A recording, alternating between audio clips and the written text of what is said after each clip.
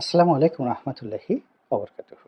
সম্মানিত দর্শক, 2025 সনের ফেব্রুয়ারি মাসের 5 তারিখ রাত্রি 9টার সময় আমি এই ভিডিওটি ধারণ করছি। আজকের দিনের যে সামাজিক মাধ্যম মানে ফেসবুক থেকে শুরু করে অন্যান্য যে সকল সামাজিক মাধ্যম রয়েছে, সেখানকার একেবারে হট গরম তাজা খবর হলো ইনকিলাব মঞ্চ। সেই ইনকিলাব মঞ্চের নেতৃত্বে বুলডোজার মেশিন বা বুলডোজার মিছিল এই প্রথম বাংলাদেশে যাকে বলা হয় একটি ভাইব তৈরি করতে যাচ্ছে। অর্থাৎ বুলডোজার, ভেকু এগুলো নিয়ে মিছিল করা হবে এবং এগুলো দিয়ে একটি বাড়ি বাড়ি প্রকাশ্য দিবালোকে বা রাতের আধারে একেবারে পুরো রাষ্ট্র শক্তিকে চ্যালেঞ্জ জানিয়ে গুড়িয়ে দেয়া হবে। গুড়িয়ে দেওয়া হবে কারণটা কি? ওই বাড়িতে বঙ্গবন্ধু শেখ মুজিবুর রহমান বসবাস করতেন এবং ওই বাড়িকে কেন্দ্র করে ৭১-এর মুক্তিযুদ্ধকে নিয়ে মুক্তিযুদ্ধের সপক্ষ শক্তি হিসেবে যারা নিজেদেরকে দাবি করেন, তারা যে সকল কথাবার্তা বলেন এটি অনেকের ভালো লাগে না, মেজাজ গরম হয়ে যায়। ফলে তারা এই বাড়িটির যে অস্তিত্ব, সেই অস্তিত্ব মাটির সঙ্গে মিশিয়ে দিতে চায়। এটি হলো ইমপ্লাইড মানে পরোক্ষ কারণ। প্রত্যক্ষ যে কারণ সেটি হলো বঙ্গবন্ধু শেখ মুজিবুর রহমানের যে কন্যা শেখ হাসিনা। তিনি বাংলাদেশ থেকে তিনি ভারতে চলে গেছেন, পালিয়ে গেছেন। এর কারণটা হলো এখানে দুটো শব্দ উচ্চারণ করতে হচ্ছে। বাংলাদেশের আবহাওয়া খুবই পরিবর্তনশীল। আজ যদি আমি বলি যে পালিয়ে গেছেন, ২ দিন পরে যদি ছাত্রলীগ, যুবলীগ, আওয়ামী লীগ ফিরে আসে, তখন বলবে যে গোলাম মোল্লা রনিকে বুলডোজারের নিচে ফেলে একটা ডলা দিয়ে দাও। তো ডলা দিয়ে দাও বা রোলার মেশিনের নিচে ফেলে তাকে একেবারে রাজপথে পিষিয়ে দাও। কেননা এই হারামজাদে আমাদেরকে বলেছিল যে শেখ হাসিনা পালিয়ে গেছে। আবার শেখ হাসিনার যারা লোকজন রয়েছে তাদের চাইতেও এখন যারা মব তৈরি করছে, মব জাস্টিস করছে, তাদেরকে নিয়েও যথেষ্ট ভীতি রয়েছে। এবং তারা বলতে পারে যে এই লোকটি শেখ হাসিনা পালিয়ে গেছে, আমরাও বলছি, আর তার কত বড় সাহস আমাদের স্বাধীন বাংলায় বসবাস করে সে বলছে শেখ হাসিনা চলে গেছে, বাংলাদেশ থেকে ভারতে চলে গেছে। মনে হয় যেন উনি নিজের ইচ্ছায় গেছে। আমরা যে তাকে একেবারে বাধ্য করেছি, আমাদের ভয় যে তিনি পালিয়ে গেছেন, কোনো মতে দৌড়ে পালিয়েছেন, পানি খাওয়ার মতো সুযোগ তিনি পাননি, দুপুরের খাবার খাওয়ার সুযোগ পাননি। আর এটাকে উনি বলছেন যে তিনি ভারত চলে গেছেন স্বেচ্ছায়। তো কাজেই তাকেও একটা ডলা দেওয়া হোক। তো এই ডলাডলির ভয়ে আমি সাধারণত এখানে দুটো শব্দই উচ্চারণ করি। এখন যে যেভাবে পারেন বা যেভাবে বোঝেন সেভাবে তারা নিজেদের মতো করে বিষয়টি ধারণ করেন। দ্বিতীয় যে বিষয়টি হলো যে এই শেখ হাসিনা তার যে গর্বের বস্তু তার পিতার লিগেসি, ঐতিহ্য বা ট্র্যাডিশন।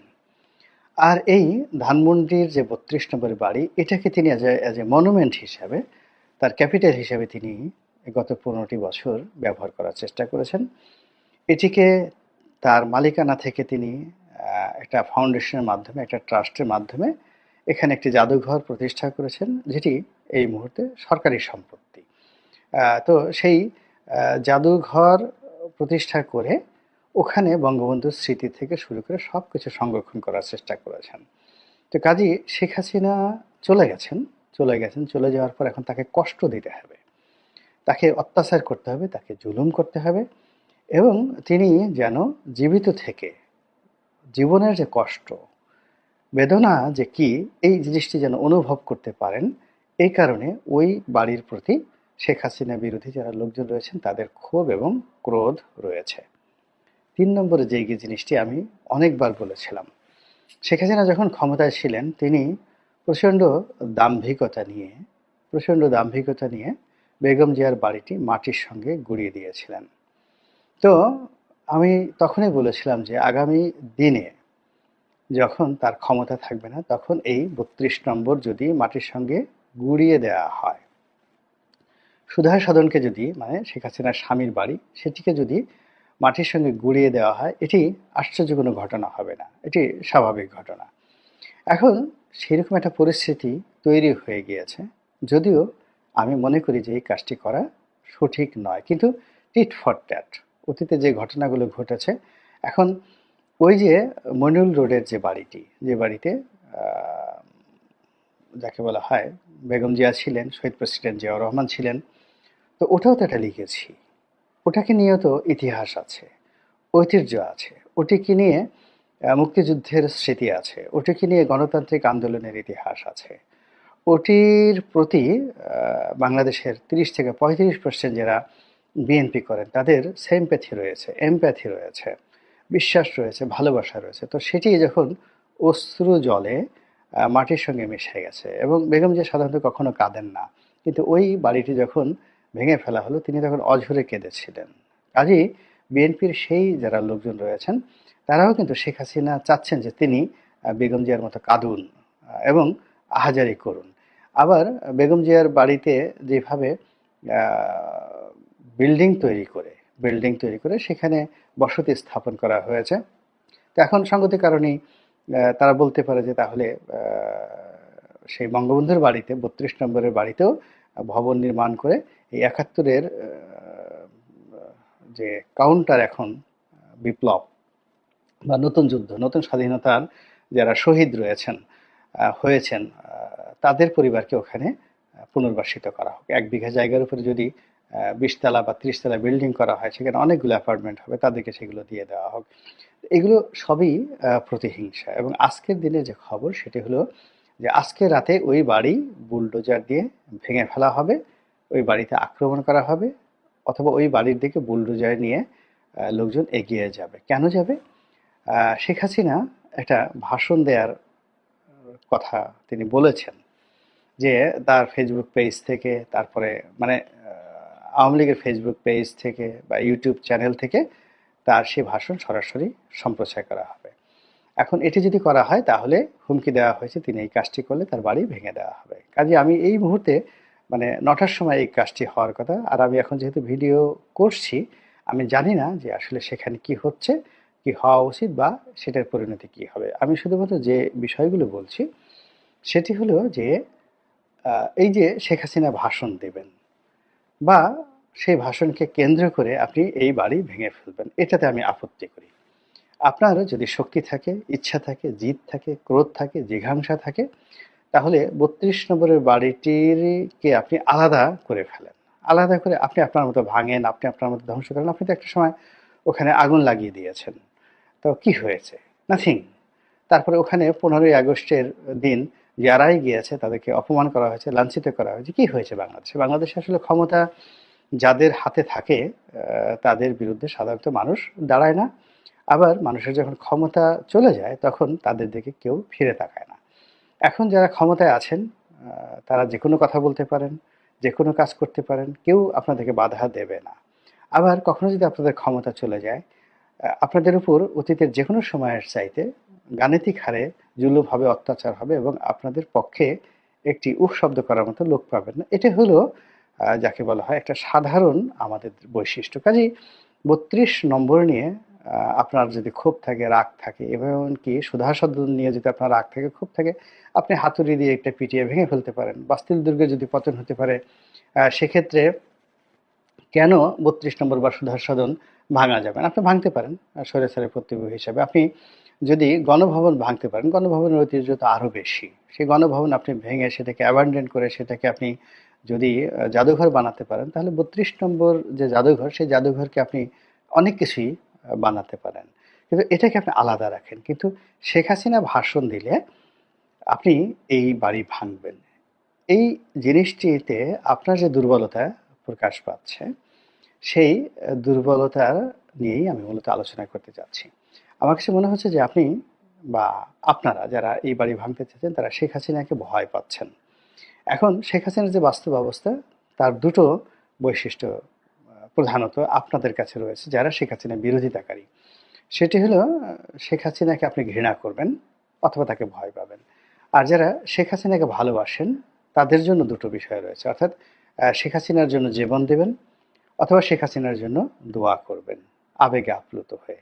তার ভালোবাসার লোকজন আছে যারা, তো সেই জিনিসগুলো তারা তাদের মতো করুক, কিন্তু আপনি যারা বিরোধিতা করছেন তাদের কাছে যে অপশনগুলো রয়েছে তাতে অবস্থা দৃষ্টি আপনি যদি শেখ হাসিনাকে ঘৃণা করতেন তাহলে আপনি তার নামটা উচ্চারণ করতেন না, তার কোনো কথা কর্মকাণ্ড আপনি কোনো অবস্থাতেই কগনিজেন্সে আনতেন না। শেখ হাসিনা খুনি, শেখ হাসিনা অন্যায় করেছে, স্বৈরাচার, ফ্যাসিস্ট, এরকম বাংলাদেশে সারা পৃথিবীতে বহু ফ্যাসিস্ট, বহু স্বৈরাচার রয়েছে যাদেরকে আমরা খুব ঘৃণা করি এবং তাদের নাম আমরা সাধারণত নেই না, তাদের নাম আমরা নেই না। প্রকৃতিতে যে সকল ঘৃণিত বস্তু রয়েছে, আবর্জনা রয়েছে, যে সকল বর্জ্য রয়েছে, যেগুলো দুর্গন্ধ ছড়ায়, আমরা সেগুলোর নাম উচ্চারণ করি না। তারপরে সেগুলোর চেহারা সুরত আমরা কখনো মনে করতে চাই না। আপনি খাবার টেবিলে বসে যদি নাকের সর্দির একটা ছবি আপনার সামনে দেয়া হয় বা পোলাও কোরমা দেয়া হয়, তো সেই পোলাও কোরমার পাশে আপনাকে যদি ওইরকম কিছু নাকের সর্দি, কানের ময়লা, কিছু কফ, এগুলোর একটা বাটিতে করে আপনাকে দেওয়া হয়, আপনি কোনো অবস্থাতে সেখানে বসতে পারবেন না। তো যখন আপনার অরুচি হয় কোনো একটা বিষয় বা ঘৃণা হয় কোনো একটা প্রাণীর বা কোনো একটা পশুর, কোনো একটা বস্তুর, মানুষ সাধারণত ওদিকে তাকায় না, ওই নাম উচ্চারণ করে না এবং কোনো অবস্থাতেই সে যাকে বলা হয় ওই বিষয়গুলো অ্যাভয়েড করে। কিন্তু আপনি যদি ভয় পান, কাউকে ভয় পান, তাহলে কারণে অকারণে আপনি দোয়া দরুদ পড়েন, লা ইলাহা ইল্লা আনতা সুবহানাকা ইন্নী কুনতু মিনাজ জালিমিন, আরো কত দোয়া আছে, ভয়ের দোয়া আছে, লা হাওলা ওয়ালা কুওয়াতা ইল্লা বিল্লাহ, এরকম দোয়া আছে। তো ভয় পেলে মানুষ, বেশি ভয় পেলে এরকম দোয়া দরুদ করে আর প্রতিটি মুহূর্তে যাকে ভয় পায় তার নাম জপতে থাকে, ও খারাপ, ও খারাপ, ও খারাপ। এটা আপনার একটা ভয়ের লক্ষণ। তো এখন এই যে শেখ হাসিনাকে নিয়ে আপনারা যা কিছু করছেন, এতে করে মনে হচ্ছে যে আপনি বা আপনারা শেখ হাসিনাকে ভয় পাচ্ছেন। তো শেখ হাসিনার বাড়ি ভেঙে ফেললেন, আরও অনেক কিছু করলেন, এমনকি আপনি টুঙ্গিপাড়াতে গিয়ে তার টুঙ্গিপাড়ার যে বাড়ি আছে সেটাও আপনি ভাঙতে পারেন, বঙ্গবন্ধুর মাজারও ভাঙতে পারেন, সে লোকজন কিছু বলবে না আপনাকে, এখন কেউ কিছু বলবে না। কিন্তু মূল ব্যাপার হলো এই সমস্ত কর্মকাণ্ডের দ্বারা আপনার ঘৃণা প্রকাশের পরিবর্তে আপনি যে তাকে ভয় পাচ্ছেন এটাই প্রকাশিত হবে। এখন প্রশ্ন করতে পারে যে ভয় পেলে অসুবিধাটা কি, আমরা তো আরও অনেক কিছু কি ভয় পাই। এখানে মূল ব্যাপার হলো তোমারে বুদ্ধিবে যে গোকুলে বাড়িছে সে। প্রকৃতিতে আপনি যে বিষয়গুলো আশঙ্কা করেন আপনার জীবনে, সেই বিষয়গুলো ঘুরে ফিরে আপনার জীবনে আসে। অর্থাৎ শেখ হাসিনাকে যদি আপনি ভয় করেন এবং তাকে নিয়ে যে আশঙ্কাগুলো করেন এবং আশঙ্কা থেকে বাঁচার জন্য আপনি যত বেশি রিয়াকশন দেখাবেন, যত বেশি প্রতিক্রিয়া দেখাবেন, ততই ওই আশঙ্কাগুলো বাস্তবে রূপ লাভের জন্য বা বাস্তবে ওই ঘটনাগুলো ঘটানোর জন্য প্রকৃতি খেলতে থাকে। এটি শেখ হাসিনাকে দিয়েই উদাহরণ দেয়। শেখ হাসিনার দুটো ভয় ছিল। আর্মিকে নিয়ে একটা ভয় ছিল যে আর্মি যে কোনো সময় তাকে ক্ষমতাচ্যুত করতে পারে, তাকে মেরে ফেলতে পারে। এবং দেখুন যে শেষ মুহূর্ত সময় সে আর্মির জন্য অনেক কিছু করেছে, করার সত্ত্বেও সেই আর্মির লোকজনও কিন্তু তাকে রক্ষা করেনি, বরং এখন শেখ হাসিনার যারা লোকজন রয়েছেন তারা 10 মুখে বলার চেষ্টা করছেন যে আর্মির জেনারেলরা তার সঙ্গে বিশ্বাসঘাতকতা করেছেন। দ্বিতীয়ত তিনি আজকের যে ডক্টর মোহাম্মদ ইউনূসের গদি, তার ক্ষমতায় বসা, এটা আশঙ্কা করেছেন, এই ভয় তার মধ্যে ছিল। এবং 2009 সনে তারা যখন এই ভয়টি ধারণ করেছে, এই 15 বছরে কিন্তু ডক্টর মোহাম্মদ ইউনূস একবারের জন্য কিন্তু কল্পনা করেননি যে তিনি ওই যমুনাতে বসবেন, শেখ হাসিনার চেয়ারে বসবেন, এটা তিনি স্বপ্নেও কল্পনা করতে পারেননি। কিন্তু প্রকৃতি এই ঘটনাগুলো ঘটিয়ে দিয়েছে।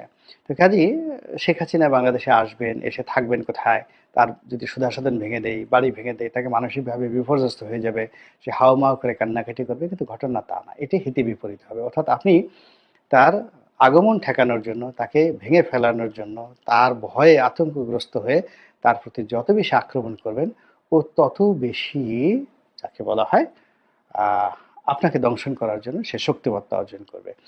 ধরুন আমাদের দেশে সাপ কামড়ায়।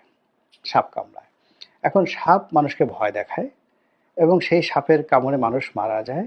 এবং এই কারণে কি হচ্ছে, সাপকে মারার জন্য যত ইনজেকশন, প্রতিষেধক তৈরি হয়েছে, এটি অন্য কোথাও হয় না। কিন্তু সাপ যদি এই কাজগুলো না করতো, অর্থাৎ এইভাবে যদি ফুসফাস না করতো, তারপর যদি যাকে বলা হয়